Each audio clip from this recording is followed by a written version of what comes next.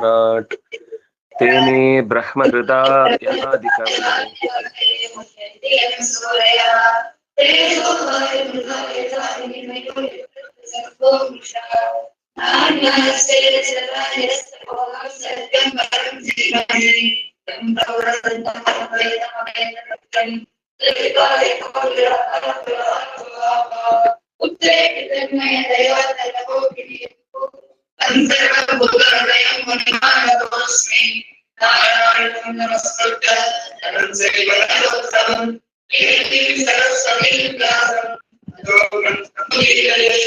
स्वस्तिस्तु सतां हरिः ओम्।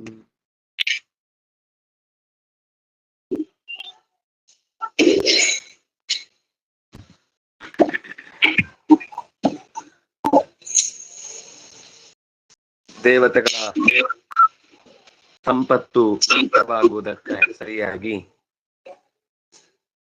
ಭಗವಂತನತ್ರ ಭೇಟಿಯಾಯಿತು. ಚತುರ್ಮುಖ ಭಗವಂತನತ್ರ ಸಂಪತ್ತನ್ನ ಮಾಡಿ ಪಡೆಯುವುದಕ್ಕೆ ಬೇಕಿರುವ ಒಂದು ಉಪಾಯವನ್ನು ಕೂಡುವುದನ್ನು ಕೂಡ ಹೇಳಿದ. ಅದಕ್ಕೊಂದು ಇಲಿ ಮತ್ತು ಹಾವಿನ ಕಥೆಯನ್ನು ಕೂಡ ಹೇಳಿದ್ರು. ಅಂದ್ರೆ ಇಲಿ ಹಾವು ಪರಸ್ಪರ ಒಂದಕ್ಕೊಂದು ವಿರುದ್ಧವಾದ ಜೀವಿಗಳಾಗಿದ್ರು ಕೂಡ ಕೆಲವೊಮ್ಮೆ ಮಹಾ ಕಾರ್ಯವನ್ನು ಸಿದ್ಧಿಸಿಕೊಳ್ಳುವುದಕ್ಕೋಸ್ಕರ ಮೈತ್ರಿ ಅನ್ನೋದು ಬೇಕಾಗತ್ತೆ ಅನ್ನೋದನ್ನ ಭಗವಂತ ಕಥೆಯ ಮೂಲಕ ತಿಳಿಸಿದ. ಮುಂದೆ ಈ ಕ್ಷೀರ ಸಮುದ್ರದ ಬಳಿಗೆ ಬಂದು ಅದಕ್ಕಾಗಿ ಬೇಕಿರುವ ಸಿದ್ಧತೆ ಬೇಕಲ್ವಾ. ಅದಕ್ಕಾಗಿ ಏನಾಯ್ತು ಅಂತಂದ್ರೆ ಅಲ್ಲಿ ಹಗ್ಗ ಬೇಕು, ಹಗ್ಗದ ಜೊತೆಗೆ ಕಡಗೋಲು ಬೇಕು. ವಾಸುಕಿ ಹಗ್ಗವಾದ, ಮಂದರ ಕಡಗೋಲಾದ. ದೇವತೆಗಳು ಮತ್ತು ದೈತ್ಯರು ಎರಡು ಕಡೆಯಿಂದ ಶ್ರಮಭಾಗಿಗಳಾಗ್ತಾರೆ ಅಂತ. ದೇವತೆಗಳು ಅಮೃತವನ್ನ ಪಡೀತಾರೆ, ದೈತ್ಯರು ಶ್ರಮಭಾಗಿಗಳಾಗ್ತಾರೆ ಅನ್ನೋದನ್ನ ಭಗವಂತ ಹೇಳಿದ. ಯೂಯಂ 24ನೇ ಶ್ಲೋಕ. ಯೂಯಂ ತದನುಮೋದಧ್ವಂ ನ ಸಂಪತ್ತೇನ ಸಿದ್ಧ್ಯಂತೆ ಸರ್ವೇ ಸಾಂತ್ವಯಾ ತತ್ಯಥಾ.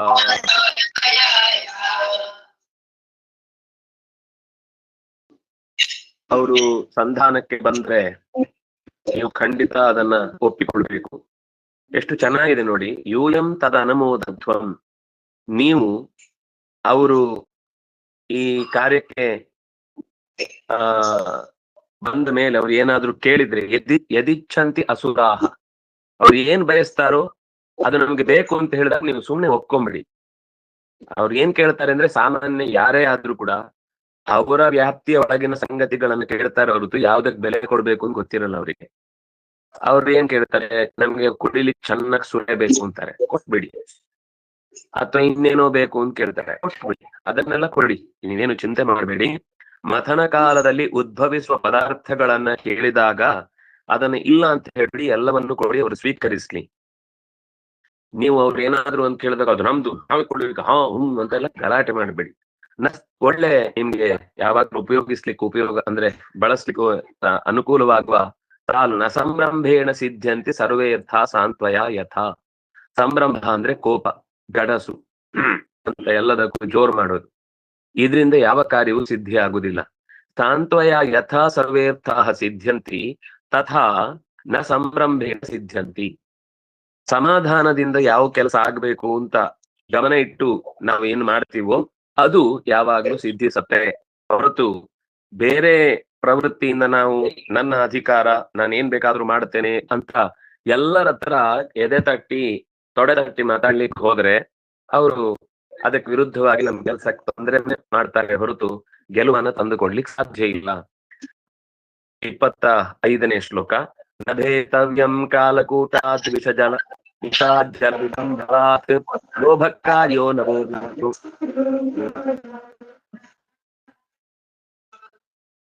ಈ ಸಮುದ್ರದಿಂದ ಉದ್ಭವಿಸುವ ಅನೇಕ ವಸ್ತುಗಳಲ್ಲಿ ಮೊದಲು ನಿಮಗೆ ಕಾಟ ಕೊಡುವಂಥದ್ದು ಅಥವಾ ತೊಂದರೆ ನೀಡುವಂಥದ್ದು ಕಾಲಕೂಟ. ಮೊದಲು ಕಾಲಕೂಟ ವಿಷ ಬರುತ್ತೆ, ನೀವು ಅದಕ್ಕೆ ನಭೇತವ್ಯಂ, ಹೆದರ್ಬಾರ್ದು. ಅಂದ್ರೆ ಆ ಕಾಲಕೂಟ ವಿಷ ಅನ್ನೋದು ಅಸಾಧಾರಣವಾದಂತಹ ಶಕ್ತಿ ಉಳ್ಳದ್ದು. ಅದು ಮೂಗಿನಿಂದ ಅದರ ಪರಿಮಳ ತಗೊಂಡಾಗ್ಲೇ ಮೂರ್ಛೆ ಬಿದ್ದು ಹೋಗ್ತಾರೆ. ಅದನ್ನು ಕುಡಿಬೇಕಾಗಿಲ್ಲ. ಈ ಕೆಲವು ಸರ್ಪಗಳಲ್ಲಿ ಹಾಗಿವೆ. ಸರ್ಪಗಳು ಜೋರಾಗಿ ಬುಸುಗುಟ್ಟಿದ್ರೆ ಆ ಬುಸುಗುಟ್ಟಿದ ಗಾಳಿ ಅವನಿಗೆ ತಾಕಿತು ಅಂದ್ರೆ ವಿಷ ಏರಿ ಸತ್ತೋಗ್ತಾನೆ. ಕೆಲವು ಕೃಷ್ಣ ಸರ್ಪಗಳು ಅದು ಏನು ಈ ಅದಕ್ಕೊಂದು ಹೆಸರಿದೆ.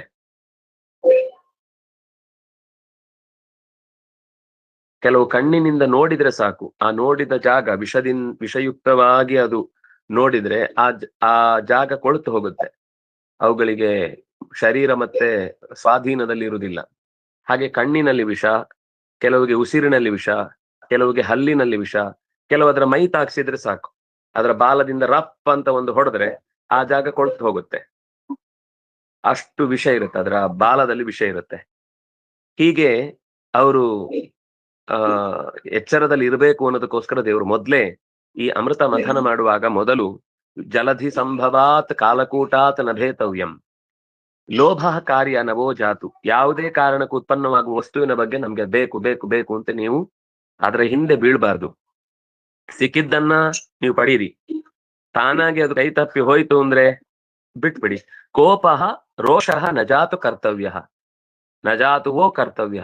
ಯಾವ ಕಾರಣಕ್ಕೂ ನೀವು ಕೋಪ ಮಾಡ್ಕೊಳ್ಬೋದು. ಎಷ್ಟು ಅವರು ಹಾರಾಡಿದ್ರು ತೇಲಾಡಿದ್ರು ನಮ್ದೇ ದೊಡ್ಡದು ಅಂತ ನಿಮ್ಮನ್ನ ಚಿಲ್ಲರೆ ಮಾಡಿ ಹಾಕಿದ್ರು, ನೀವು ಕೋಪ ಮಾಡ್ಕೊಳ್ಬಾರ್ದು. ಆಮೇಲೆ ಅವ್ರು ಬಯಸಿದ ವಸ್ತುಗಳನ್ನ ಅವರೇ ಬಿಟ್ಬಿಡಿ. ಕಾಮಶ್ಚ ಈ ವಸ್ತುಷು ಕಾಮಶ್ಚ ನ ಕರ್ತವ್ಯ ನಜಾತು ಕರ್ತವ್ಯ.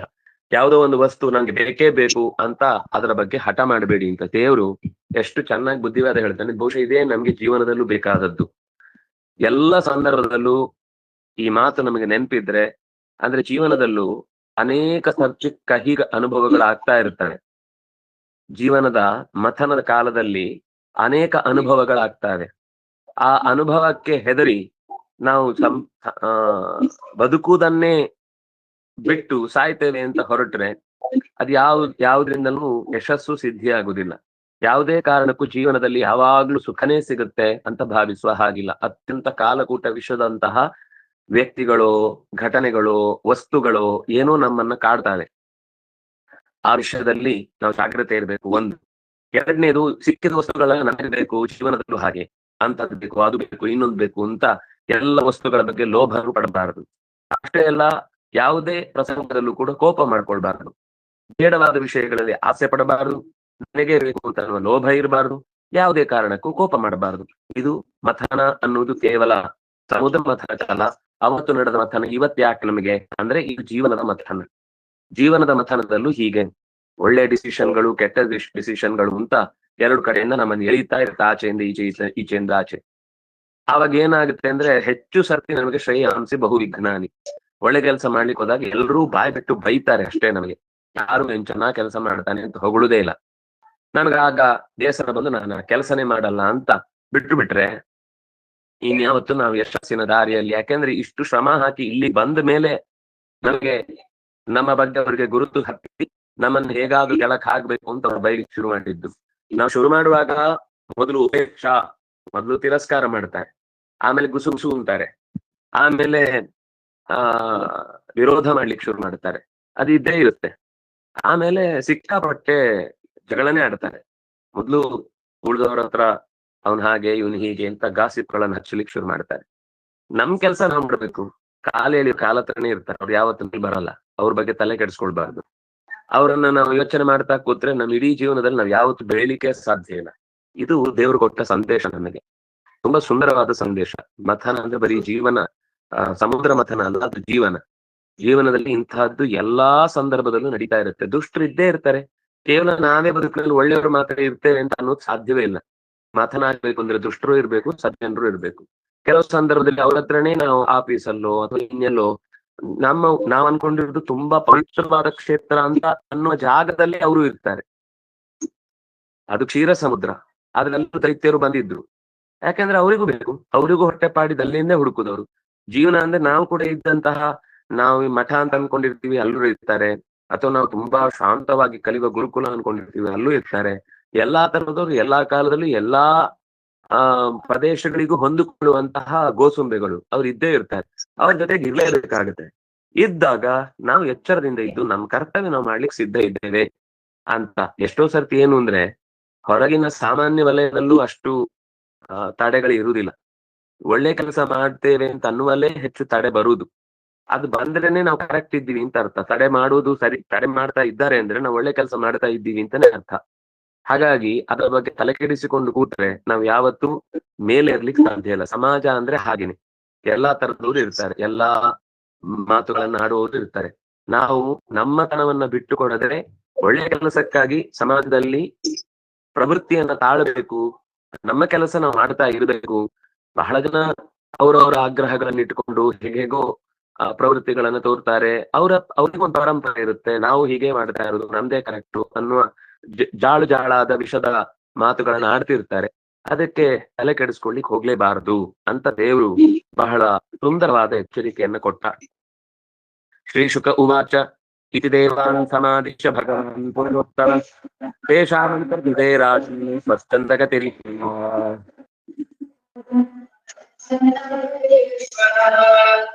ಶುಕಮುನಿಗಳು ಹೇಳ್ತಾರೆ, ಓ ರಾಜನೇ,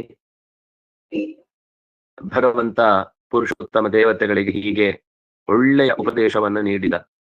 ಸಮಾದಿಶ್ಯ, ತುಂಬಾ ಚಂದದ ಶಬ್ದ ಅದು. ಸಮಾದಿಶ್ಯ ಅಂದ್ರೆ ಇದಕ್ಕಿಂತ ಚಂದದ ಒಂದು ಉಪದೇಶದ ಮಾತು ಹೇಳಲಿಕ್ಕೆ ಸಾಧ್ಯ ಇಲ್ಲ ಜೀವನದಲ್ಲಿ ಯಾರಿಗೂ. ಅಂತಹ ಒಳ್ಳೆಯ ಆದೇಶವನ್ನ ಕೊಟ್ಟ. ಕೊನೆಗೆ ತಾನೇ ಸಾಕು ಇವ್ರ ಹತ್ರ ವ್ಯವಹಾರ ಮಾಡಿದ್ದು, ಅಥವಾ ಇವ್ರಿಗೆ ಏನ್ ಹೇಳ್ಬೇಕಿತ್ತು ಅದು ಹೇಳಿ ಆಯ್ತು ಅಂತ ಸ್ವತಂತ್ರನಾದ ಭಗವಂತ ಅಂತರ್ದಧೆ ಮರೆಯಾಗಿ ಹೋದ. ಸ್ವಚ್ಛಂದ ಗತಿ, ತಾನು ಬೇಕಾದಾಗ ಕಾಣಿಸಿಕೊಳ್ಳುವವ. ಈಗ ಫೋಟೋ ತೆಗೆದ ತಕ್ಷಣ ಆ ಫೋಟೋ ನಮ್ಮ ಕ್ಯಾಮೆರಾದಲ್ಲಿ ಬರುತ್ತೆ ಅಂದ್ರೆ ನಾವು ಕ್ಲಿಕ್ ಮಾಡಿದ್ರೆ ಅದಕ್ಕೆ ಬರ್ಬೇಕು. ಅದು ಯಂತ್ರದ ಸ್ವರೂಪ. ಹಾಗೆ ದೇವರ ಹತ್ರನು ಕೂಡ ನಾನು ಕಣ್ಮುಚ್ಚಿದ್ದೇನೆ, 3 ಸೆಕೆಂಡ್ ಅಲ್ಲಿ ನಾನು ಉಸಿರಾಟ ಹೀಗೆ ತಗೊಂಡ ತಕ್ಷಣ ಒಳಗಿನಿಂದ ಶಕ್ತಿ ಜಾಗೃತವಾಗಿ ನಾಭಿಯಿಂದ ಗುರ್ರ ಅಂತ ಮೇಲೆ ಬಂದು ತಲೆ ಹೊಡೆದು ಟಕ್ ಅಂತ ದೇವ್ರು ಪ್ರತ್ಯಕ್ಷ ಆಗ್ಬೇಕು ಅಂತ ನಾವು ಆರ್ಡರ್ ಮಾಡಿದ್ರೆ ತಲೆ ಹೊಡಿಬಹುದಷ್ಟೇ, ದೇವ್ರು ಬರಲ್ಲ. ದೇವರು ಬರುದು ಅಂದ್ರೆ ಅದು ಸ್ವಚ್ಛಂದ ಗತಿ. ಅವನು ಇಷ್ಟಪಟ್ಟು ಯಮೈವೇಷ ಮೃಣತೆ ತೇನ ಲಭ್ಯ. ಯಾರಿಗೆ ತಾನು ಒಲಿಬೇಕು ಅಂತ ಭಗವಂತ ಇಷ್ಟಪಟ್ಟವರ ಮುಂದೆ ಬರ್ತಾನೋ ಅವನಿಗೆ ಭಗವಂತ ಕಾಣಿಸ್ಕೊಳ್ತಾನೆ ಹೊರತು ನಮ್ಮ ಹತ್ರ ಸಾಮರ್ಥ್ಯ ಇದೆ, ನಾವು ಸಿಕ್ಕಾಪಟ್ಟೆ ವ್ಯಾಖ್ಯಾನಶೀಲರು, ನಾವು ತುಂಬಾ ಪ್ರಾರ್ಥನೆ ಮಾಡಿದವರು, ನಾವು ತುಂಬಾ ಜಪಿಸಿದವರು, ನಾವು ತುಂಬಾ ಪಾರಾಯಣ ಮಾಡಿದವರು, ತುಂಬಾ ಉಪದೇಶ ಕೇಳಿದವರು, ಊರಿಗೆಲ್ಲ ಉಪದೇಶ ಮಾಡಿದವರು, ತುಂಬಾ ಸತ್ಕರ್ಮಗಳನ್ನು ಮಾಡಿದವರು, ಊರಿಗೆಲ್ಲ ಉಪಕಾರ ಮಾಡಿದವರು, ಈ ಯಾವ ಹಣೆಪಟ್ಟಿಗಳು ಕೂಡ ಅದನ್ನ ನಾವು ಎದುರುಗಡೆ ಟ್ರಂಪ್ ಕಾರ್ಡ್ ಅಂತ ಇಟ್ಕೊಂಡು ದೇವರ ಹತ್ರ ನನ್ಗೆ ಒಲಿಲೇಬೇಕು ಅಂತಂದ್ರೆ ಯಾವುದು ಸಿಗಲ್ಲ. ಸ್ವಚ್ಛಂದ ಗತಿ. ಅವನು ಇಷ್ಟಪಟ್ಟು ನಮಗೆ ಕಾಣಬೇಕು, ನಮ್ಗೆ ದಾರಿ ತೋರ್ಬೇಕು ಅಂತಿದ್ರೆ ಅವನು ತೋರ್ತಾನೆ. ಯಾಕೆಂದ್ರೆ ಈಶ್ವರ, ಅದು ಅವನ ಈಶನ ಸಾಮರ್ಥ್ಯ ಅವನದ್ದೇ, ಅವನದ್ದೇ ಆದ ಅಸಾಧಾರಣವಾದ ಬಲ ಅದು. ಆದ್ರಿಂದಾಗಿ ಅವರ ಮುಂದೆ ಇಷ್ಟು ಹೊತ್ತು ಕಾಣಿಸಿಕೊಳ್ಳಬೇಕೆಂಬ ಆಸೆಯನ್ನ ಪಟ್ಟ ಭಗವಂತ ತನ್ನ ಇಚ್ಛೆಯಂತೆ ಮರೆಯಾದ. ಅಥ ತಸ್ಮೈ ಭಗವತೆ ನಮಸ್ಕೃತ್ಯ ಪಿತಾಮಹ ಭವಶ್ಚ ಜಗತ್ ಸ್ವಂ ಸ್ವಂ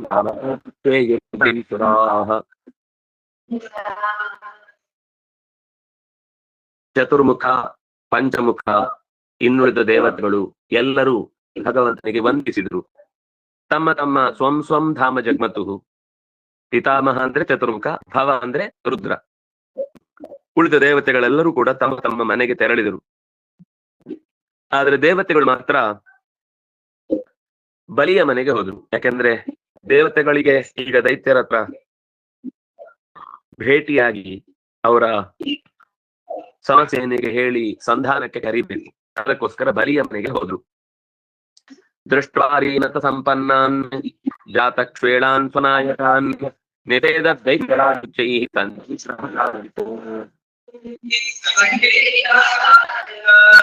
ದೇವತೆಗಳು ವಸ್ತುತಃ ಅರೀನ್ ಶತ್ರುಗಳಾಗಿದ್ರು ಕೂಡ, ಅತ್ಯಂತ ಸಮರ್ಥರಾಗಿದ್ರು ಕೂಡ, ಜಾತಕ್ಷೇಲಾನ್ ಸ್ವನಾಯಕಾನ್ ಆಯುಧಗಳಿಲ್ಲದೆ ಬರಿಗೈಯಲ್ಲಿ ಬಂದಿರುವ ದೇವತೆಗಳನ್ನ ದೈತ್ಯರಾಜ ಬಲಿ ನೋಡಿದ. ಅವನು ಸ್ವಲ್ಪ ಏನಂತಾರೆ ಕಾಲಜ್ಞ, ಯಾವ ಕಾಲದಲ್ಲಿ ಹೇಗಿರ್ಬೇಕು ಅಂತ ಸ್ವಲ್ಪ ಅವನಿಗೆ ಕಾಮನ್ ಸೆನ್ಸ್ ಇದೆ, ನಾಟ್ ಕಾಮನ್ ಟು ಆಲ್. ಆದ್ರೆ ಅವನಿಗಿತ್ತದು ಪ್ರಜ್ಞೆ. ಜಗಳ ಮಾಡ್ಬೇಕಾ, ದೈತ್ಯರ ಹತ್ರ ಏನ್ರಿ ನೀವು ದೇವತೆಗಳು ಬಂದದ್ದು ಅಂತ ಅವ್ರ ಹತ್ರ ಕಿಲಾಡಿ ತರ ಮಾತಾಡ್ಲಿಲ್ಲ. ಸೀದಾ ಸಂಧಿ ವಿಗ್ರಹ ಜ್ಞಾನವಾನ್, ಸಂಧಿ ವಿಗ್ರಹ ಕಾಲವಿತ್. ಯಾರತ್ರ ಸಂಧಿ ಮಾಡ್ಬೇಕು, ಯಾರತ್ರ ವಿಗ್ರಹ ಮಾಡ್ಬೇಕು. ವಿಗ್ರಹ ಅಂದ್ರೆ ಕಲಹ, ಗಲಾಟೆ. ಯಾರತ್ರ ಸಂಧಿ ಅಂತ ದೈತ್ಯರೆಲ್ಲ ಓ ಅಂತ ಬೊಬ್ಬೆ ಹಾಕಿದ್ರೆ ನಿಷೇಧ ತಡಿರಿ. ಅವರು ನಾವಾಗಿ ಇಲ್ಲಿ ತನಕ ಬಂದಿದ್ದಾರೆ ಅಂದಾಗ, ಅವ್ರ ಹತ್ರ ಆಯುಧ ಇಲ್ಲ ಅಂದಾಗ, ಅವ್ರ ಯುದ್ಧದ ಮೋಡಲ್ ಇಲ್ಲ ಅಂದಾಗ ನಾವು ಆ ಮೋಡನ್ನ ವಾಪಸ್ಸು ಅವ್ರ ಮೇಲ್ ಪ್ರಯೋಗಿಸುವುದಲ್ಲ. ಅದಕ್ಕೆ ನಾವು ತಾಳ್ಮೆಯಿಂದ ಕಾಯ್ಬೇಕು. ಅವ್ರು ಏನ್ ಮಾತಾಡ್ಲಿಕ್ಕೆ ಬಂದಿದ್ದಾರೆ ಮೊದ್ಲು ಮಾತಾಡ್ಲಿಕ್ಕೆ ಬಿಡಿ ಅಂತ ತನ್ನ ಸೈನಿಕರಿಗೆ ಸ್ವನಾಯಕಾನ್ ಉಚ್ಚೈ ನಿಷೇಧತ್, ತನ್ನ ನಾಯಕನ ಜೋರಾಗಿ ಕೈ ಹಿಡಿದು ತಡೆದು ನಿಲ್ಲಿಸಿದ. ಸ್ವಲ್ಪ ಸುಮ್ನಿರಿ, ಏನ್ ಮಾಡಬೇಕು ಅಂತ ನನ್ಗೆ ಗೊತ್ತಿದೆ. ಯಜಮಾನನಾಗಿ, ನಾಯಕನಾಗಿ ನಾನು ನಿಮ್ಮ ಹಿತವನ್ನ ಬಯಸೋನಾಗಿ ಸಂಧಿ ಯಾವಾಗ, ಕಲಹ ಯಾವಾಗ ಅಂತ ಗೊತ್ತಿದೆ, ಬಿಟ್ಬಿಡಿ. ನತ್ತೇ ವೈರೋಚನಿಮಾಸೀನಂ ಗುಪ್ತಂ ಶ್ರಿಯಾ ಪರಮಯಾ ದುಷ್ಟಂ ಜಿತಾಶೇಷಮುಪಾಗಮನ್.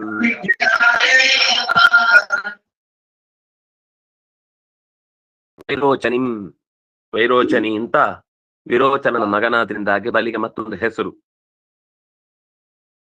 ಅಸುರಯೂಥಪೈಹಿ ಗುಪ್ತಂ ಪರಮಯಾಶ್ರಿಯ ದುಷ್ಟಂ ಜಿತ ಅಶೇಷಂ ಆಸೀನಂ ಉಪಾಗಮನ್. ಲೋಕಗಳನ್ನೆಲ್ಲ ಗೆದ್ದವನು, ಅತುಲ ಸಂಪತ್ತಿನಿಂದ ಕೂಡಿದವನು, ಅಸುರರ ನಾಯಕನಿವನು, ತನ್ನ ಪರಿವಾರದಿಂದ ರಕ್ಷಿತನಾದವನು ಸಿಂಹಾಸನದಲ್ಲಿ ಕೂತಿದ್ದ. ಎಲ್ಲ ದೇವತೆಗಳು ಉಪಾಗಮನ್ ಅವನ ಹತ್ತಿರಕ್ಕೆ ಬಂದ್ರು.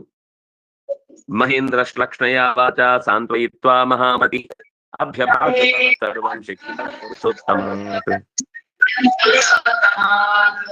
ಶ್ಲಕ್ಷ್ಣ ಅಂದ್ರೆ ಅತ್ಯಂತ ಸುಂದರವಾದ ಅಂತ ಅರ್ಥ. ಶ್ಲಕ್ಷ್ಣಯ ವಾಚ, ಅತ್ಯಂತ ಸುಂದರವಾದ ಮಾತುಗಳಿಂದ ಬಲಿಯನ್ನ ಮಾತನಾಡಿಸ್ತಾನೆ.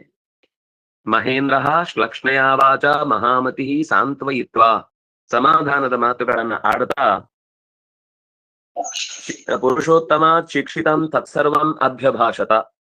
ಪುರುಷೋತ್ತಮನಿಂದ ಏನು ಶಿಕ್ಷಣವನ್ನ ಪಡೆದಿದ್ನೋ, ಕೋಪ ಮಾಡಬಾರದು, ಲೋಭ ತೋರಬಾರದು, ಏನೇನೋ ವಸ್ತುಗಳನ್ನ ಬಯಸಿ ಅವ್ರು ಏನಾದ್ರೂ ಅಪೇಕ್ಷೆ ಪಟ್ಟರೆ ಅದನ್ನ ಇಲ್ಲ ಅಂತ ಒಂದೇ ಸರ್ತಿ ಡಿನೈ ಮಾಡಿ ವ್ಯಾಪಾರ ಕಳ್ಕೊಳ್ಬಾರದು. ಎಷ್ಟೋ ಸರ್ತಿ ವ್ಯಾಪಾರಿಗಳಿಗೆ ಏನು ವಸ್ತುವನ್ನ ಕೇಳಿದ ತಕ್ಷಣ ಅವರಿಗೆ ಯಾರೋ ಹಿಂದೆ ಒಬ್ಬ ಇರಿಟೇಟ್ ಮಾಡಿ ಹೋಗಿರ್ತಾನೆ. ಎಲ್ಲ ಕೇಳಿ ಕೊನೆಗೆ ಏನು ತಗೊಳ್ಳದೆ ಚೆನ್ನಾಗಿರು ಬೇಡ ಅಂತೇಳಿ ಹೊರಟೋಗ್ಬಿಡ್ತಾನೆ. ಆ ಸಿಟ್ಟು ಅವನಿಗೆ ಬೈಯೋದ್ರೊಳಗೆ ನೋಡೋಗ್ಬಿಟ್ಟಿರ್ತಾನೆ.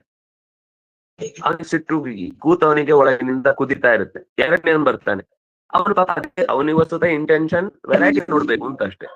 ಅವನ್ ಕೇಳ್ತಾ ಇರ್ತಾನೆ, 3 ಕೇಳ್ದ, 4 ಕೇಳ್ದ, 5 ಕೇಳ್ದ. ನಿಮ್ಗೆ ತಗೊಳ್ಲಿಕ್ಕ ಸುಮ್ನೆ ನೋಡ್ಲಿಕ್ಕ ಬೇಕು ಅಂದ್ರೆ ಯಾವ್ದು ಹೇಳಿ ಅದನ್ನ ತಗೊಂಡೋಗಿ. ನೀವು 15, 15 ಎಲ್ಲ ಕೇಳಿದ್ರೆ ಆಗಲ್ಲ. ಅವನು ಹೌದಾ ಸರಿ ಬೇಡ ಅಂತೇಳಿ ಅವನು ಹೊರಟೋಗ್ತಾನೆ. ಅವನಿಗೆ ಇನ್ನೂ ಇರಿಟೇಟ್ ಆಗುತ್ತೆ. ನೆಕ್ಸ್ಟ್ ಒಂದೇ ಸರ್ತಿ ಕೇಳಿದ ತಕ್ಷಣ ಏನ್ ಬೇಕು ಅಂತ ಹೇಳಿ ಅದನ್ನ ಕೊಡ್ತೇನೆ, ನೀವು 25 ಕೇಳಿದ್ರೆ ಕೊಡಲ್ಲ ಅಂದ್ಬಿಡ್ತಾನೆ. ನೆಕ್ಸ್ಟ್ ಸರ್ತಿ ಅವ್ನ ಅಂಗಡಿ ಬರೋದೇ ನಿಲ್ಸ್ಬಿಡ್ತಾರೆ ಎಲ್ಲ. ವ್ಯಾಪಾರ ಮಾಡ್ಬೇಕು ಅಂದ್ರೆ ತಾಳ್ಮೆ ಇರ್ಬೇಕು. ಅದರಲ್ಲೂ ಸೀರೆ ವ್ಯಾಪಾರ ಮಾಡೋರಿಗಂತೂ ಸಿಕ್ಕಾಪಟ್ಟೆ ತಾಳ್ಮೆ ಇರುತ್ತೆ. ಅಂಗಡಿಗಳಲ್ಲಿ ಇಲ್ಲ ಅಂತ ಅನ್ನೋ ಮಾತು ಬರಬಾರದು. ಅದು ಮಹೇಂದ್ರನಿಗೆ ದೇವರು ಕೊಟ್ಟಂತಹ ಒಂದು ಉಪಾಯ. ಹಾಗಾಗಿ ಅವರು ದೈತ್ಯರ ಪಡೆಯವರೆಲ್ಲ ಓ ಅಂತ ಕಿರ್ಚ್ಕೊಂಡು ಜೋರು ಗಲಾಟೆ ಮಾಡ್ಲಿಕ್ಕೆ ಬಂದಾಗ ಪರಮಾತ್ಮ ಹೇಳಿದ ಮಾತು ನೆನಪಾಯ್ತು. ಕೋಪ ಮಾಡ್ಕೋಬೇಡ, ನ ಸಂಭ್ರಮೇನ ಕರ್ತವ್ಯ. ಸಂಭ್ರಮದಿಂದ, ಕೋಪದಿಂದ ಯಾವುದು ಕೆಲಸ ಆಗಲ್ಲ. ಅವರೇ ಫಸ್ಟ್ ಶುರು ಮಾಡಿದ್ರು. ನಮ್ಮಲ್ಲಿ ಸಾಮಾನ್ಯ ಗಲಾಟೆ ಹಾಗೆ ಇರುತ್ತೆ. ಏನೋ ಇಬ್ರಿಗೆ ಗಲಾಟೆ ಶುರು ಆಗುತ್ತೆ. ಶುರು ಆದ ತಕ್ಷಣ ಅವ್ನು ಹೊಡಿತಾನೆ, ಏನೋ ಆಗುತ್ತೆ. ಜೋರ್ ಮಾಡಿ ಒಬ್ರು ಅವ್ನು ಶುರು ಮಾಡಿದ್ದು, ನಾನಲ್ಲ, ಅವ್ನು ಮುಗಿಸ್ಲಿ ಮೊದ್ಲು, ಆಮೇಲೆ ನಾನ್ ಮುಗಿಸ್ತೇನೆ ಅಂತ. ಈ ಮುಗಿಸೋ ಮಧ್ಯದಲ್ಲಿ ಅಕಸ್ಮಾತ್ ಅವ್ರಿಬ್ರು ಬಲಿಷ್ಠರಾದ್ರೆ ಮತ್ತೆ ಬಿಡಿಸ್ಲಿಕ್ಕೆ ಬಂದವ್ನು ಮುಗಿದು ಹೋಗ್ತಾನೆ. ಆದ್ರೆ ಸಾಮಾನ್ಯವಾಗಿ ಗಲಾಟೆ ನಾನ್ ಶುರು ಮಾಡಿದ್ದ, ಅವ್ನು ಶುರು ಮಾಡಿದ್ದ ಅಲ್ಲ ಮುಖ್ಯ. ಗಲಾಟೆ ನಿಂತೋಯ್ತಾ ಅನ್ನೋದು ಮುಖ್ಯ. ಅದಕ್ಕೆ ದೇವರು ಕೊಟ್ಟ ಎಚ್ಚರಿಕೆಯನ್ನ ಬಲಿ ಹತ್ರ ಬಹಳ ಗಂಭೀರವಾಗಿ ಮಹೇಂದ್ರ ಮಾತಾಡ್ತಾನೆ. ಅವ್ನು ಏನ್ ಭಗವಂತ ಏನ್ ಹೇಳ್ಕೊಟ್ಟಿದ್ನೋ ಅದನ್ನೇ ಹೇಳ್ತಾನೆ. ತೇ ಅನ್ವರೋಚಂತ ದೈತ್ಯಸ್ಯ ತತ್ರಾನ್ಯೇ ಸುರಾಧಿಪಾಃ ಶಂಬರೋನುತ್ತನೇ ಮಿಷ್ಟ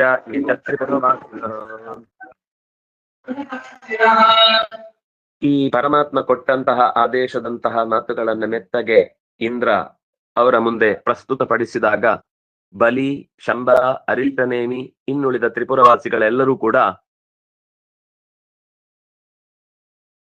ತಲೆಯಲ್ಲಾಡಿಸಿದ್ರು. Okay, done, we are ready.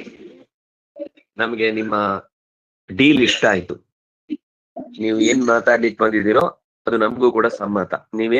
ನಾವೇನ್ ಕೇಳಿದ್ರು ಕೊಡ್ತಾರೆ ಅಂತ ಗೊತ್ತಾಯ್ತಲ್ವಾ? ಒಪ್ಕೊಂಡ್ರು. ತಥೋ ದೇವಾಸುರ ಕೃತ್ವ ಸಂವಿಧಂ ಕೃತ ಸೌಹೃದಾ ಉದ್ಯಮಂ ಪರಮಂ ಚಕ್ರು ಅಮೃತಾರ್ಥೇ ಪರಂತಪ. ಎಲೆ ರಾಜನೇ, ತತಃ ಆ ಬಳಿಕ ದೇವಾಸುರ, ದೇವತೆಗಳು ಮತ್ತು ಅಸುರರು ಇಬ್ರು ಕೂಡ ಕೃತ ಸೌಹೃದ, ಮೊದಲೇ ಪರಸ್ಪರ ಇಬ್ಬರಲ್ಲೂ ಒಂದು ಒಪ್ಪಂದವನ್ನು ಮಾಡಿಕೊಂಡ್ರು. ಏನಾದ್ರೂ ಅವನು ತಮಾಷೆ ಮಾಡಿ ಕಿಸಕ್ಕಂತ ನಗುದು, ಹುಬ್ಬಾಚುದು, ಗಲಾಟೆ ಮಾಡುದು, ಅವನ್ ಯಾವ್ದೋ ಒಂದು ಘಟನೆ ಇಟ್ಕೊಂಡು ಕೈ ತೋರಿಸಿ ಆಡ್ಕೊಳ್ಳುದು, ಇಂಥದ್ ಯಾವುದೇ ಮಧ್ಯದಲ್ಲಿ ಕಿಟ್ಲೆ ಮಾಡಬಾರ್ದು. ನೀನ್ ಅವತ್ತು ಹಲ್ಮುರ್ದಿದ್ ನೆನ್ಪಿದ್ಯಾ, ಹೀಗೇನ್ ನಗ್ತಾ ಇದ್ದಿ ಅಂತ ವಾಪಸ್ ಹೇಳಿ ಅವನನ್ನ ಕಿತ್ತಾಯಿಸುದು, ಇಂಥದ್ದೆಲ್ಲ ಏನು ಮಾಡ್ಲಿಕ್ಕಿಲ್ಲ. ಕೃತ್ವ ಸಂವಿಧಂ, ಮೊದಲೇ ಮಾತಾಡಿಕೊಂಡು. ಯಾಕಂದ್ರೆ ಅವ್ರಿಗೆ ಪರಸ್ಪರ ಒಂದು ಗಲಾಟೆ ಯಾವಾಗದ್ದು, ಇದು ಒಂದು ದಿವಸದ ಕಾರ್ಯಕ್ರಮ ಅಲ್ಲಲ್ಲ, ತುಂಬಾ ದಿವಸ ಇರ್ಬೇಕು ಒಟ್ಟೊಟ್ಟಿಗೆ. ತುಂಬಾ ದಿವಸ ಇರುವಾಗ ಮಧ್ಯದಲ್ಲಿ ಯಾವತ್ತೋ ಒಂದು ದಿವಸ ಏನೋ ಒಂದು ಮಾತು ಬಂದೇ ಬರುತ್ತೆ, ಗಲಾಟೆ ಆಗೇ ಆಗುತ್ತೆ. ಅವನು ಕುಡುಗೋಲು ಹಿಡ್ಕೊತಾನೆ, ಇವನು ಕಡೆಗೋಲು ಹಿಡ್ಕೊತಾನೆ, ಇಬ್ರು ಬಡ ಬಡ ಅಂತ ಬಾಡಿಸ್ಕೊತಾರೆ. ಆಮೇಲೆ ತಲೆ ಮೇಲೆ ಒಂದ್ ಎರಡೆರಡು ತಲೆ ಸಣ್ಣ ಸಣ್ಣದು ಬರುತ್ತೆ. ಹಾಗೆ ಇಬ್ರು ಕೂಡ ಸ್ನೇಹ ಮಾಡಿಕೊಂಡು ಒಪ್ಪಂದ ಮಾಡಿಕೊಂಡು ಪರಮಂ ಉದ್ಯಮಂ ಚಕ್ರು. ಯಾವ ಉದ್ಯಮ ಅಂತ ಅಂದ್ರೆ ಸಮುದ್ರದ ಮಥನದ ಅಮೃತಾರ್ಥೆ ಪರಂತಪ ಅಂತ ಸಂಬೋಧನೆ. ಹೇ ರಾಜನೇ, ಅಮೃತಾರ್ಥೆ, ಅಮೃತವನ್ನು ಸಂಪಾದಿಸುವುದಕ್ಕಾಗಿ ಉದ್ಯಮಂ ಪ್ರಯತ್ನವನ್ನು, ಪರಮಂ ಉದ್ಯಮಂ ಉತ್ತಮವಾದ ಪ್ರಯತ್ನವನ್ನ ಚಕ್ರು ಮಾಡಿದರು. ತತಸ್ತೆ ಮಂದರಗಿರಿಂ ಓಜಸೋತ್ಪಾಟ್ಯ ದುರ್ಮದಾ ನದಂತ ಪರಿಚರಾಹವಃ.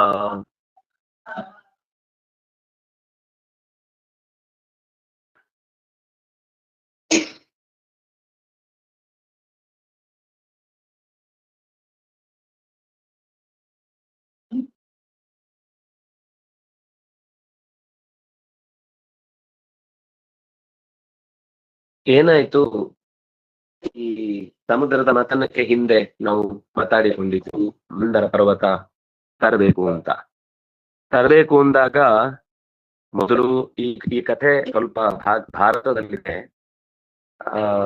ಗರುಡ ಅದೇನ್ ದೊಡ್ಡ ಕೆಲ್ಸ, ನಾನ್ ತರ್ತೇನೆ ಅಂತ ಸೀರೆ ಹೋಗ್ತಾನೆ.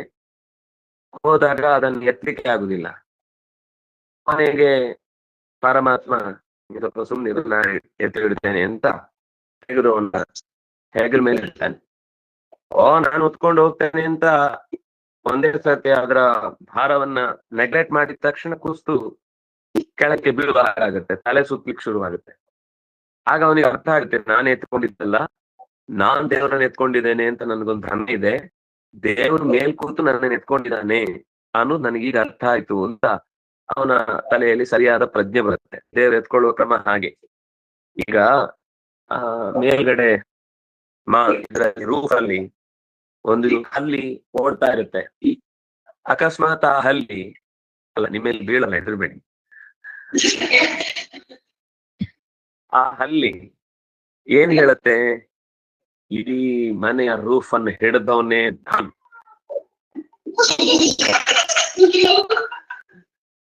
ನೀವೆಲ್ಲ ಬದುಕಿದ್ದೀರಿ ಅಂದ್ರೆ ಆ ರೂಫ್ ಹಿಡಿದದ್ದೇ ನಾನು ಅಂತ ಹೇಳಿದ್ರೆ ನಿಮ್ಗೆ ಎಷ್ಟು ನಗು ಬರುತ್ತೆ. ಹಾಗೇನೆ ಸಮುದ್ರದ ಮೇಲೆ ಅವನು ಮಲಗಿದಾನೆ ಅಂದ್ರೆ, ಸಮುದ್ರದ ಮೇಲೆ ಮಲಗಿದ್ರಿಂದ ಸಮುದ್ರ ಅವನನ್ನು ಮಲಗಿಸ್ಕೊಂಡಿದ್ದಲ್ಲ, ಭಗವಂತ ಮಲಗಿ ಸಮುದ್ರವನ್ನ ತನ್ನ ಮೇಲೆ ಕೆಳಗಡೆ ಮಲಗಿಸ್ಕೊಂಡಿದ್ದಾನೆ ಅಷ್ಟೇ.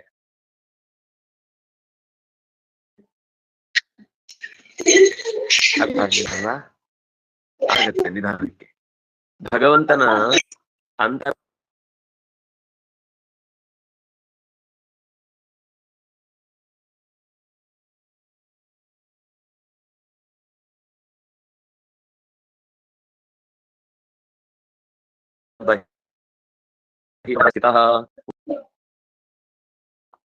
ನಾವು ಅರಿತುಕೊಳ್ಳ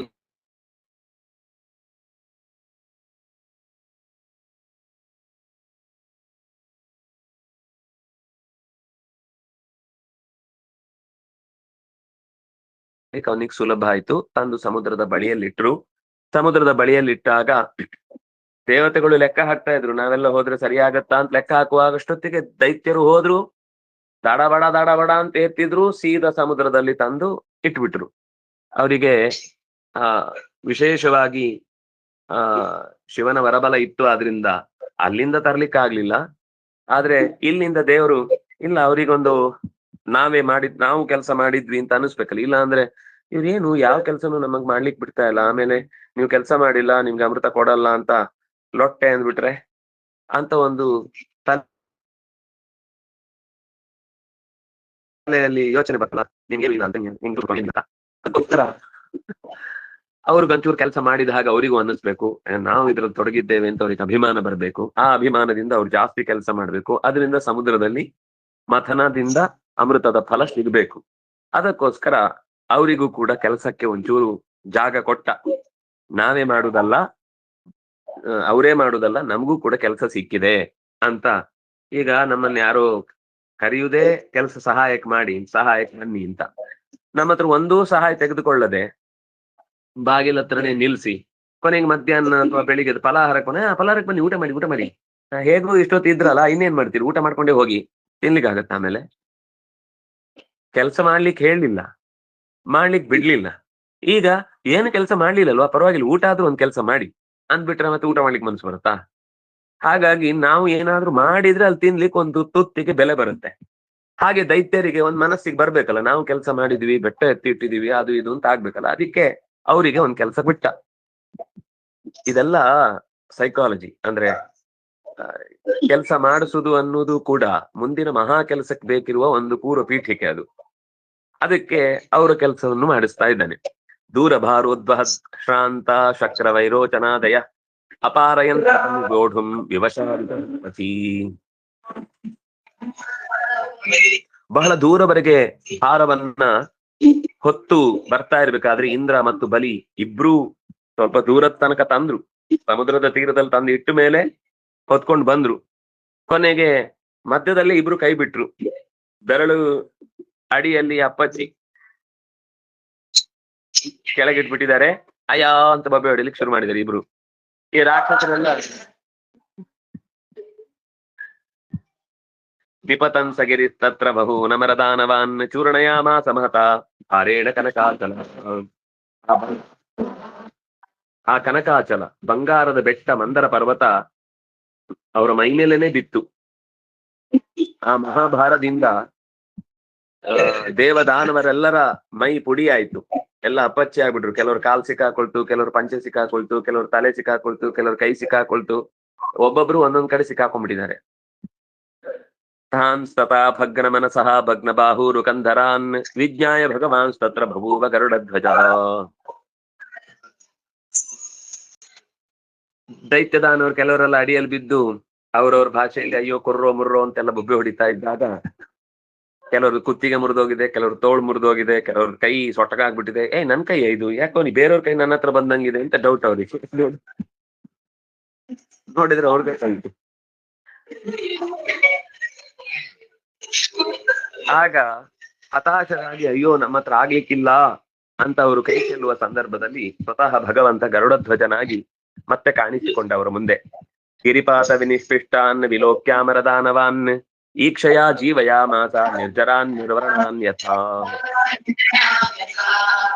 ಅವರ ಪರಿಶ್ರಮ ಇದೆಲ್ಲ ತುಂಬಾ ಪ್ರಾಮಾಣಿಕವಾಗಿತ್ತು. ಆದ್ರಿಂದಾಗಿ ಬೆಟ್ಟವನ್ನ ಮೈಮೇಲೆ ಹಾಕೊಂಡು ಪುಡಿಯಾಗಿದ್ದ ದೇವತೆಗಳನ್ನು, ದಾನವರನ್ನು ಇಬ್ಬರನ್ನು ಕೂಡ ತನ್ನ ಅಮೃತದ ಕಟಾಕ್ಷದಿಂದಲೇನೆ ಬದುಕಿಸಿದ. ಈಕ್ಷಯ ಜೀವಯಾಮಾಸ, ಈಕ್ಷ ಅಂದ್ರೆ ನೋಟ, ನೋಟದಿಂದಲೇ ಅವರನ್ನ ಎಬ್ಬಿಸಿದ. ಅವರಿಗೆ ಹೇಗೆ ಅಂದ್ರೆ ನಿರ್ವರಣಾನ್ಯಥ, ಈ ರೋಗ ಯಾವುದೋ ಒಂದು ಆಕ್ಸಿಡೆಂಟ್ ಆಗಿ ಕಾಲು ಮುರಿದು ಆಪರೇಷನ್ ಮಾಡಿ ವಾಪಸ್ ಕಾಲು ಎಲ್ಲ ಸರಿಯಾಗಿ ಮತ್ತೆ ಮೊದಲಿನ ಹಾಗೆ ನಡೆಯುವಂತಾದ್ರೆ ಹೇಗಿರ್ತಾರೋ ಹಾಗೆ ಇವರೆಲ್ಲ ಕ್ಷಣ ಮಾತ್ರದಲ್ಲಿ ಮುರಿದು ಹೋದ ಕೈಗಳೆಲ್ಲ ಸೊಟ್ಟ ಪಟ್ಟ ಆಗಿದ್ದೆಲ್ಲ ನೆಟ್ಟಗಾಯ್ತು. ಅವನ ಭಗವಂತನ ದೃಷ್ಟಿ ಮಾತ್ರದಿಂದ ಹೀಗೆ ಯಾವ್ದಾದ್ರು ಒಂದು ಚಿಕಿತ್ಸೆ ಇದ್ರೆ ಚೆನ್ನಾಗಿರ್ತಿತ್ತು. ನೋಡಿದ ತಕ್ಷಣ ಎಲ್ಲ ಸರಿ ಆಗ್ಬಿಡ್ಬೇಕು. ಈ ಟಾಮ್ ಅಂಡ್ ಜೆರ್ರಿಯಲ್ಲಿ ಅದು ಪೂರ್ತಿ ರೋಡ್ ಅಪ್ಪಚ್ಚಿ ಆಗಿರುತ್ತೆ. ಆಮೇಲೆ ಕಣ್ಣು ಟೊಳ್ ಅಂತ ಎರಡು ಹೊರಗೆ ಬರುತ್ತೆ, ಕಿವಿ ಟಕ್ ಟಕ ಅಂತ ಎದುರು ಬರುತ್ತೆ, ಕಾಲು ಎದ್ದು ಬರುತ್ತೆ, ಹಂಗೆ ಒಂದೇ ನಿಮಿಷಕ್ಕೆಲ್ಲ ಸರಿ ಆಗ್ಬಿಡುತ್ತೆ. ಹಾಗೆ ಭಗವಂತ ಅದು ನಿಜವಾಗಿಯೂ ಕೂಡ ಅದು ಬರೀ ಕಾರ್ಟೂನ್ ಇರ್ಬೋದು, ಆದ್ರೆ ಭಗವಂತ ನಿಜವಾಗಿಯೂ ನಿರ್ವರಣಾನ್ ಗಾಯಗಳಿಗೆ ಉಪಶಮನವನ್ನ ಕೊಟ್ಟ ನಂತರ ಗಾಯ ಮಾಯವಾದಂತೆ ಅವರ ರೋಗಗಳನ್ನೆಲ್ಲ ಪರಿಹರಿಸಿದ, ಕ್ಲೇಶಗಳನ್ನೆಲ್ಲ ದೂರೀಕರಿಸಿದ. ಯಾಕೆಂದ್ರೆ ಭಗವಂತ ಈ ಪರೀಕ್ಷಿತ್ ರಾಜನೇ ಸಾಕ್ಷಿ ಅಲ್ವಾ, ಸತ್ತು ಹೋದವನನ್ನ ಮತ್ತೆ ಹುಟ್ಟಿಸಿದ್ದು. ಹುಟ್ಟುವಾಗ್ಲೇ ಸತ್ತು ಬಿದ್ದಿದ್ದ ಪರೀಕ್ಷಿತ ಗರ್ಭದಿಂದ. ಹಾಗಾಗಿ ಅವನನ್ನ ಇಲ್ಲಿ ಸಂಬೋಧನೆ ಮಾಡಿದ ಶಬ್ದ ಚೆನ್ನಾಗಿದೆ, ಅದಕ್ಕೋಸ್ಕರ ಆ ಮಾತು ಹೇಳಿದೆ. ಅಮರ ಅಂತ ಸಂಬೋಧನೆ ಮಾಡಿದ್ದಾನೆ. ಇವನು ಏನಮರ ಅಂದ್ರೆ ಮೃತಿಶೀಲನಾಗಿ ಬ್ರಹ್ಮಾಸ್ತ್ರದಿಂದ ಸುಟ್ಟು ಕರಕಲಾಗಬೇಕಾಗಿದ್ದ ಹುಡುಗನನ್ನ ಸುದರ್ಶನ ಚಕ್ರದಿಂದ ಬಹಳ ಕಾಲ ರಕ್ಷಿಸಿ ಕೊನೆಗೆ ಆ ಅಸ್ತ್ರಕ್ಕೂ ಒಂದು ಮರ್ಯಾದೆ ಕೊಡಬೇಕು ಅನ್ನೋ ದೃಷ್ಟಿಯಿಂದ ಸ್ವಲ್ಪ ಹೊತ್ತು ವಿಶ್ರಾಂತಿ ಕೊಟ್ಟ ಚಕ್ರಕ್ಕೆ ಹುಟ್ಟುವಾಗ. ಆ ಕ್ಷಣದಲ್ಲಿ ಬ್ರಹ್ಮಾಸ್ತ್ರ ತನ್ನ ಅಸ್ತ್ರದ ಪ್ರಭಾವವನ್ನು ತೋರಿ ಆ ಮಗುವಿನ ಮೇಲೆ ತನ್ನ ಅಸ್ತ್ರದ ಪ್ರಭಾವವನ್ನು ತೋರಿ ಕೊಂದಿತು. ತಕ್ಷಣವೇ ಮತ್ತೆ ಭಗವಂತ ಅದನ್ನು ಎತ್ತಿಕೊಂಡು ನೆತ್ತಿಯನ್ನ ಮೂಚಿ ತಲೆ ನೇವರಿಸಿದ. ತಕ್ಷಣವೇ ಮಗು ಕುಯ್ಯಮುರ್ರು ಅಂತ ಅಳ್ಲಿಕ್ಕೆ ಶುರು ಮಾಡಿತು. ಮಗು ಹಿಂಗ ಅಳುತ್ತೆ, ವ್ಯಾ ಅಂತ ಅಳತ್ತೆ ಅಷ್ಟೇ. ಹೀಗೆ ಅಮರ ಅಂತ ಸಂಬೋಧನೆ ಮಾಡುವ ಮೂಲಕ ಸಾಯ್ಬೇಕಾಗಿದ್ದವನನ್ನು ಮತ್ತೆ ಬದುಕಿಸಿದ್ದೇನೆ ಅಂತ ಹೇಳಿರ್ತಾನೆ. ಗಿರಿಂ ಚಾರೋಪ್ಯ ಗರುಡೆ ಹಸ್ತೆ ನೈಕೇನ ಲೀಲೆಯ ಆರುಹ್ಯ ಪ್ರಳಯ ಒಂದೇ ಕೈಯಿಂದ ಮತ್ತೆ ಗರುಡನ ಮೇಲಿಟ್ಟು ಸಮುದ್ರದ ಮಧ್ಯದ ತನಕ ತಂದು ಸಮುದ್ರದ ಬಳಿಯಲ್ಲಿ ಬಿಟ್ಟ. ಸಮುದ್ರದ ಮಧ್ಯಕ್ಕೆ ಬೆಟ್ಟ ಬಂದು ಬಿತ್ತು. ಇಟ್ರು, ಬಿದ್ದದಲ್ಲ. ಬಿದ್ರೆ ಇವರೆಲ್ಲಿರ್ತಾರೆ? ಅವರೋಪ್ಯ ಗಿರಿಂ ಸ್ಕಂಧಾತ್ ಸುಪರ್ಣ ಪತತಾಂಬರ ಯಯೋ ಜಲಾಂತ ಉತ್ಪುಜ್ಯ ಹರಿಣಾ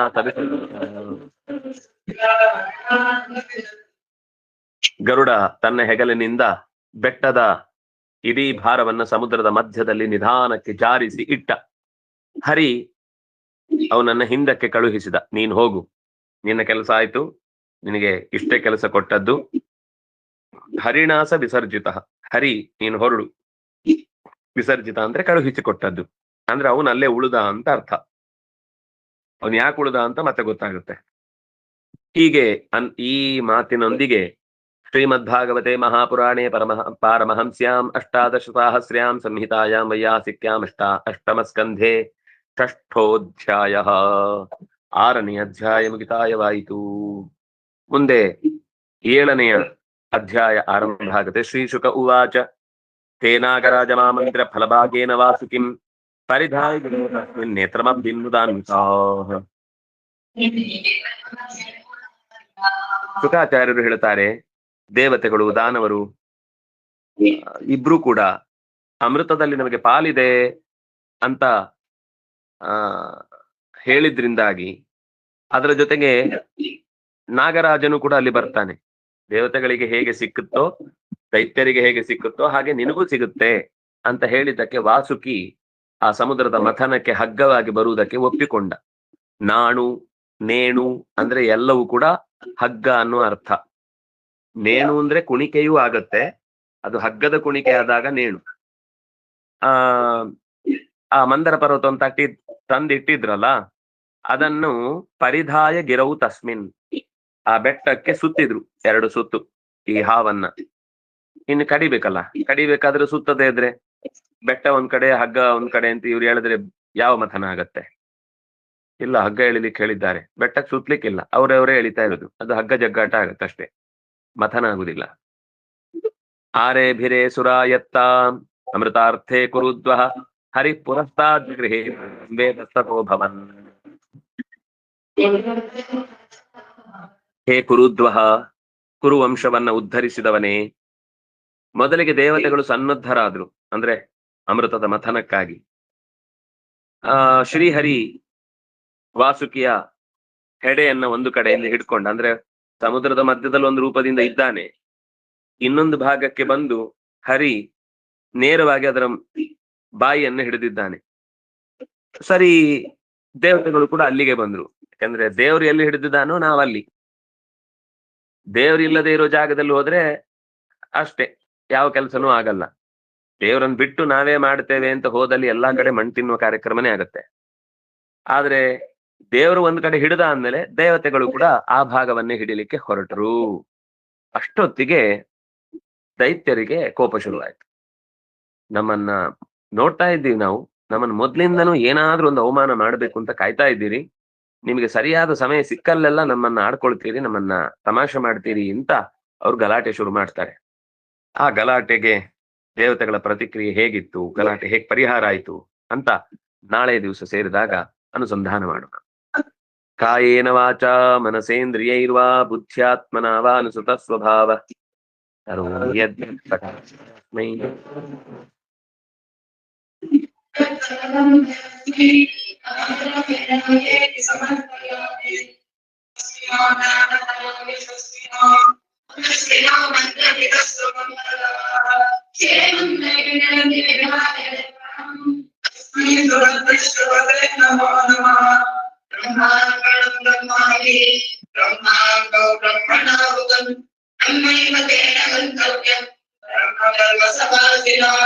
ಸರ್ವೇ ಭವಂತು ಸುಖಿನಃ ಸರ್ವೇ ಸಂತು ನಿರಾಮಯಾಃ ಸರ್ವೇ ಭದ್ರಾಣಿ ಪಶ್ಯಂತು ಮಾ ಕಶ್ಚಿತ್ ದುಃಖಭಾಗ್ಭವೇತ್ ಧರ್ಮಸ್ಯ ವಿಜಯೋ ಭೂಯಾತ್ ಅಧರ್ಮಸ್ಯ ಪರಾಭವಃ ಸದ್ಭಾವನಾ ಪ್ರಾಣಪ್ರದಾ ಭೂಯಾತ್ ವಿಶ್ವಸ್ಯ ಮಂಗಳಂ.